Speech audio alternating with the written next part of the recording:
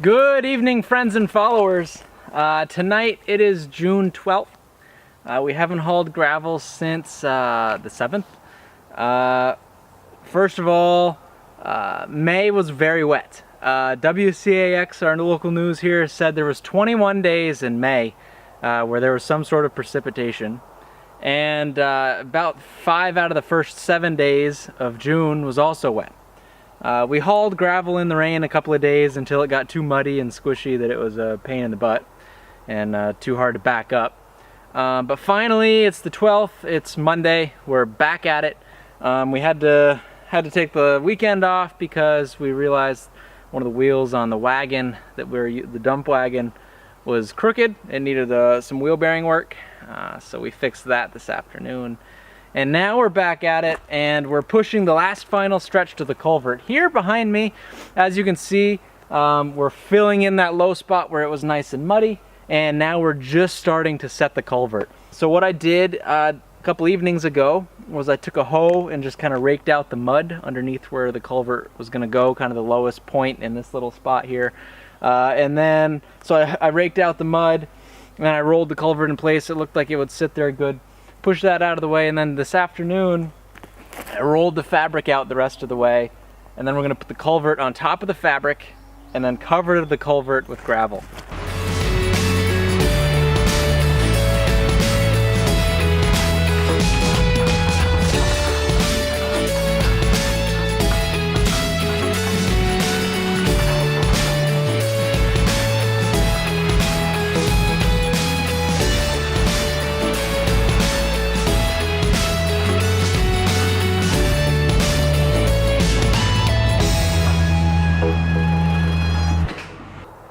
So this is one spot that I wasn't quite sure what to do. Last week I called our excavator to ask his opinion because I could see it both ways, and he said there isn't necessarily a wrong way.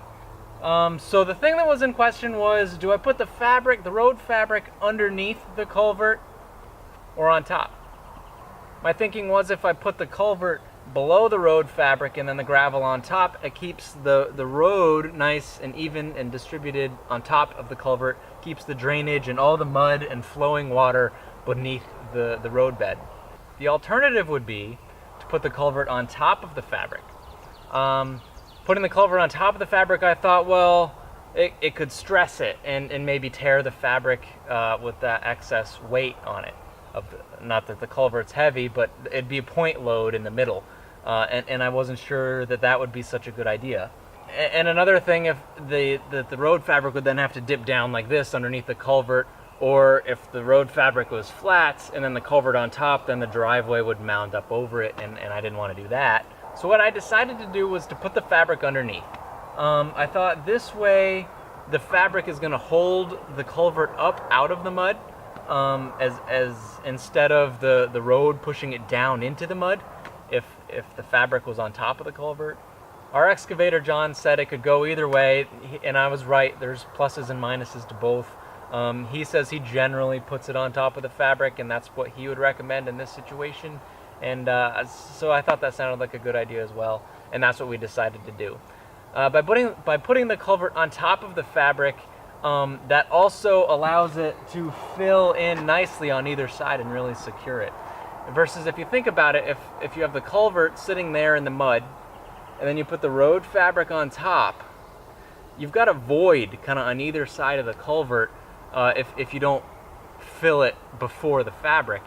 And we didn't have a good way of filling around the culvert before the fabric because we were rolling the fabric out as we were rolling the gravel because we couldn't get the tractor, over the roll because it was muddy over here. So this allowed us to lay the fabric out as we were doing, all over the rough and muddy and rocky terrain. And then when we back up the trailer, as you just saw, it fills in the gravel all around both sides of the culvert, makes a nice tight seal around everything. It's not gonna move, and the fabric's gonna keep a little bit of upward pressure on the culvert from just completely being pressed and settled into the mud. So, right or wrong, that's the reasoning of why I decided to put the fabric underneath the culvert. Hopefully it was the right decision. It should be fine. I'm not too worried about it, but I just thought I'd explain a little bit of the reasoning as to why we did that and the thought process that I went through trying to consider the right way, because there's really is a couple ways to do it. We're making some good progress tonight. We went basically from the fence line over to the culvert. Well, it's I think about 7:30 now, so we should be able to get a couple more loads in before about 8:30 when it seems to be getting dark. And then that should push us over the culvert. Once we're over the culvert, this side of the road I was able to rough grade already, as you already saw, and it's all firm. So we can just drive the tractor right across, turn around, and exit. Versus right now, we have to come up at the top of the hill over there and then back up. Right now, it's probably 450, 500 feet to back up over what we just built and then dump and then drive out, which is not the most efficient way of doing things, but that's what we have to do because we can't drive through this disaster of a pit here. So as I was saying, as soon as we cross over the culvert, it's smooth sailing and we can just haul and dump and just turn around and go again. So that'll really speed up the second half of the driveway. I think this part's gonna go quite a bit faster. Because I already rough graded it, there's not dips and holes and boulders and low spots that we'll need to fill in. It's all nice and smooth, so we just gotta roll out the fabric and then add about a foot of gravel on top of that. And so we're really just skimming it. Versus over here, we added 2, almost 3 feet of gravel. It'll probably be 3 feet over the culvert here, which is a lot of volume of rock.